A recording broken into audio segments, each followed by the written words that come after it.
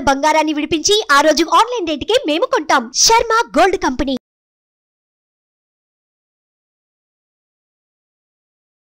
నమస్తే, welcome to Suman TV. నేను మీ యామ్ని. ప్రస్తుతం మనతో ఉన్నారు ప్రముఖ ఆధ్యాత్మికవేత్త, జ్యోతిష్యరత్న శ్రీమతి కోనాల భాగ్యలక్ష్మి రెడ్డి గారు ఉన్నారు. వారితో మాట్లాడదాం. నమస్తే అమ్మా. నమస్తే అమ్మా. ఇప్పుడు అందరికీ సొంతిల్లు అనేది పెద్ద కళ. సో తీసుకోవాలని చాలామంది అనుకుంటారు, తీసుకోలేని వాళ్ళు కూడా ఉంటుంటారు. సో వాళ్ళకి సంబంధించి ఎలాంటి రెమెడీస్ చేస్తే మంచిది మన కళ నెరవేరాలంటే? చాలా మంచి ప్రశ్న వేశారు. సొంత ఇంటి కళ అని అనుకోవడానికి ఫస్ట్ అందరికీ కూడా చిన్నవాళ్ళకి కనీసం ఒక చిన్న పోర్షన్ ఉండాలి ఏమ్మా. రెండో కొంచెం పర్వాలేదు అనుకున్న వాళ్ళకి 2 బెడ్రూమ్ అన్నా లేకపోతే ఎలా. ఆ తర్వాత ఇంకాస్త పిల్లలకి వాళ్ళకి స్పెషల్గా ఉండాలి, గెస్ట్ రూమ్ ఉండాలి, 3 బెడ్రూమ్ కావాలి. అలా అపార్ట్మెంట్ అయినా అమర్చుకుంటే చాలు. లేకపోతే గృహాలు ఇప్పుడు అన్నీ కూడా ఇస్తున్నారు కదా ప్రభుత్వాలు. అలా అన్న గృహం అనేది మాకు యోగం ఉందా లేదా, ఎన్నిసార్లు అప్లికేషన్స్ పెట్టాము రాలేదు, ఇలా రకరకాలైన ఆలోచనలు కామన్గా జనాలందరికీ కూడా ఉంటాయి. అయితే ఈ సొంత ఇంటి కళ నెరవేరాలి అంటే ఏం చేయాలి అనేది అందరికీ కూడా ఎన్ని రకాలుగా ఎంతమంది చెప్పినప్పటికీ కూడా అందరికీ కొత్త విషయం ఇది. ఎప్పటికప్పుడు కొత్త అన్నమాట. వస నివాసే వాస్తు అన్నారు. అంటే నివాసం చేయడానికి వాస్తు ప్రకారము అసలు ఎలాంటి వసతి మనకి కావాలి, భగవంతుణ్ణి మనం ఎలా వేడుకుంటే మనకి సొంత ఇంటి కళ నెరవేరుతుంది అనే విషయాన్ని తప్పనిసరిగా నేను ఇప్పుడు ఏంటంటే కనుక కొంత స్వానుభవం కూడా, మేము ఇల్లు ఎలా కొనగలిగాము హైదరాబాద్లో అనే విషయాన్ని కూడా ఇందులో జోడించి నా స్వానుభవం కూడా మీతో పంచుకుంటాను. నేను ఇల్లు కట్టి చూడు పెళ్లి చేసి చూడు అన్నారు కదా. ఇల్లు కట్టాలన్నా డబ్బులే కావాలి, పెళ్లి చేయాలన్నా డబ్బులే కావాలి, డబ్బుతో కూడిన వ్యవహారం. అయితే భగవదానుగ్రహం వైపుకి నీవు చూడు, డెఫినెట్గా నువ్వు అనుకున్నటువంటి ఇల్లుని సాధించగలుగుతావు. లేకపోతే ఏదైనా సరే ఒక దారి అనేది మీకు దొరుకుతుంది.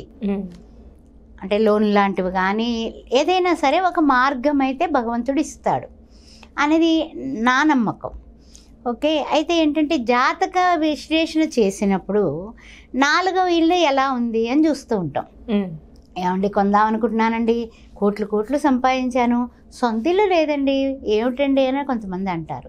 మనకు కూడా ఆశ్చర్యంగా అనిపిస్తుంది. ఎంత ఉన్నవాడికి ఇల్లు కొనుక్కోవడం ఏంటి, ఇదేంటి అద్దెల్లో ఉండడం ఏంటి, 50,000 అద్దిస్తున్నాం, 70,000 ఇస్తున్నాను, 30,000 ఇస్తున్నాను, ఇలా రకరకాలుగా చెప్తూ ఉంటారు.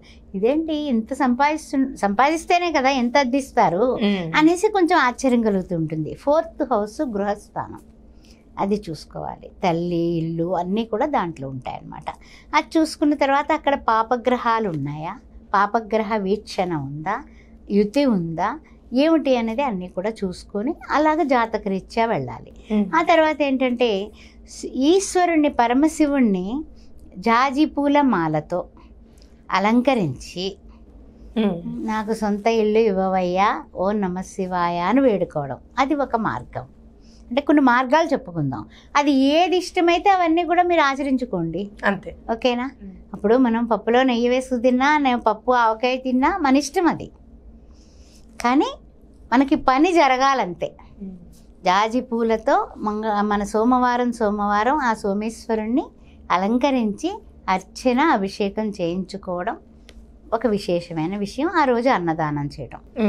ఇల్లు సొంత ఇల్లు కావాలి, ఇంకేం లేదు, ఇంకే కోరిక లేదు. మళ్ళీ మా పిల్లలు బాగుండాలి, వాళ్ళకి ఉద్యోగం రావాలి, వీళ్ళకి పెళ్ళిళ్ళు అవ్వాలి, ఏం పెట్టుకోబోకుండా సొంత ఇల్లు ఒక్కటే అడగండి ఆయన.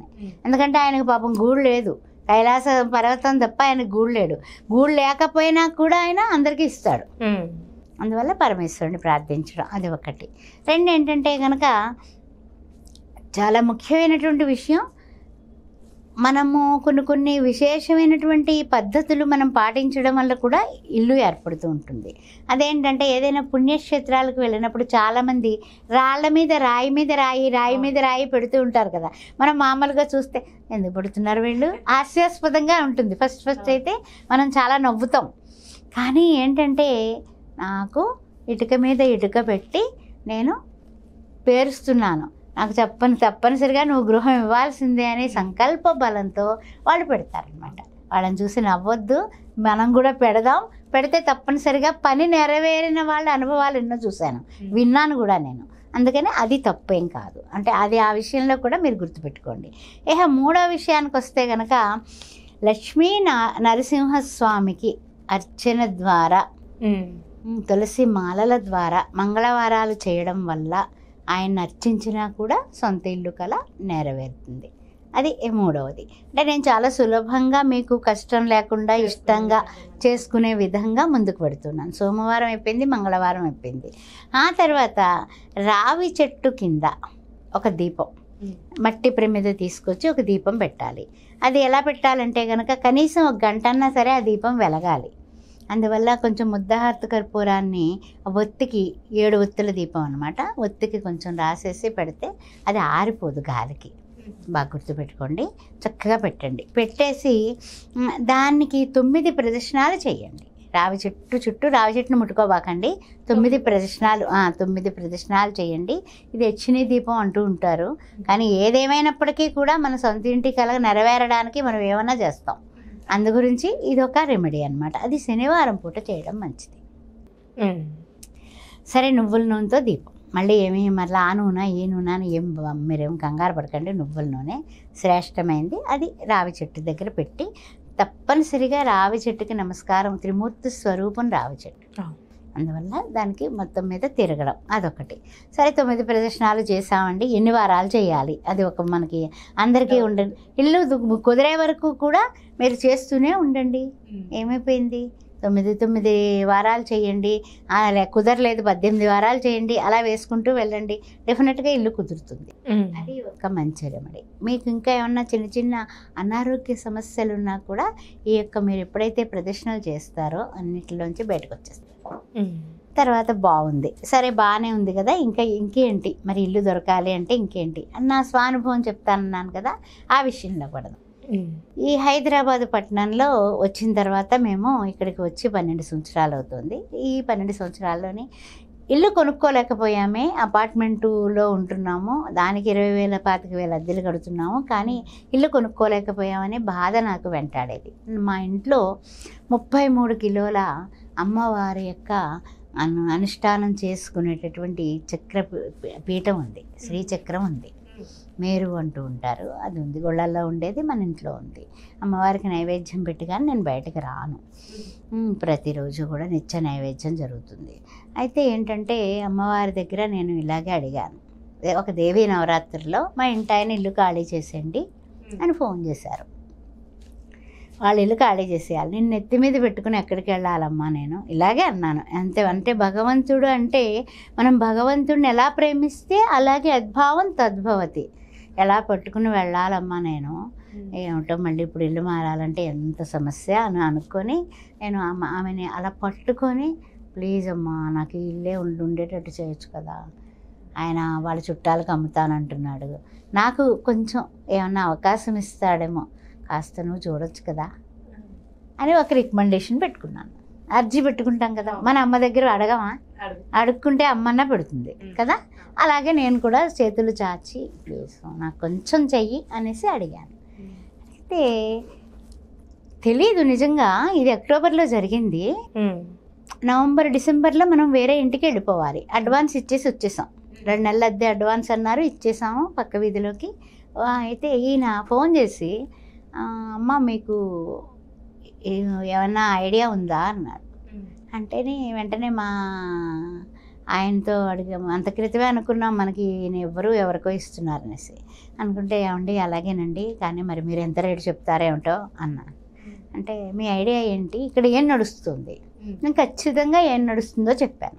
నేను అబద్ధాలు చెప్పలేను, నేను అబద్ధాలు మోసాలు 2 మనకొద్దు, ఉన్న విషయం చెప్పాను. చెబితే ఆయన అలా కదని ఆయన ఏదో ఒక మాట అన్నారు అనేసి అంటే, అమ్మ బాబాయ్ ఆలోచించుకోవాలి, మా ఆయనతో చెప్పాలండి అన్నాను. మన్నాడు 3వ నాడుకి మేము ఇల్లు ఖాళీ చేసి అవతల వాళ్ళకి అడ్వాన్స్ ఇచ్చి ఆ ఇంట్లోకి మారడం ఎలా వెళ్ళామో తెలుసా, ఈ ఇల్లు మరమ్మతు చేసుకుని తిరిగి రావడానికి కారకత్వం అయింది.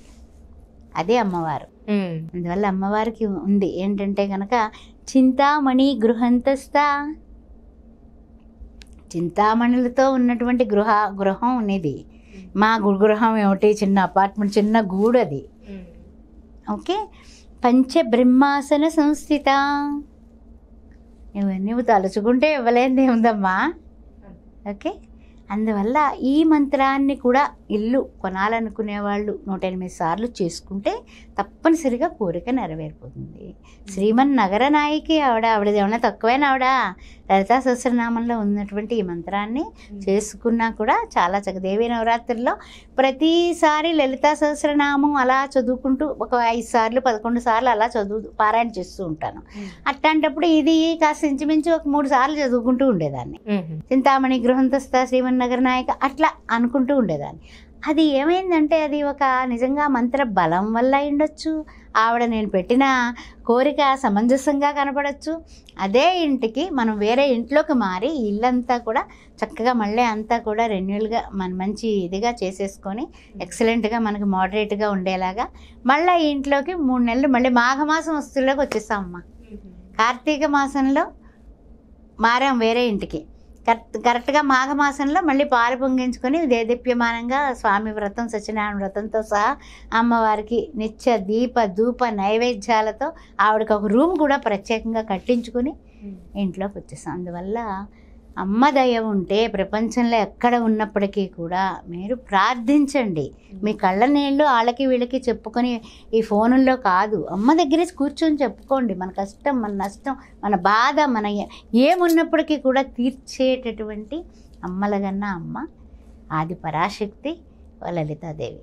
అందువల్ల తప్పనిసరిగా మీ సొంతింటి కల నెరవేరి తీరుతుంది. చాలా చక్కగా తెలియజేస్తారమ్మా, ధన్యవాదాలు.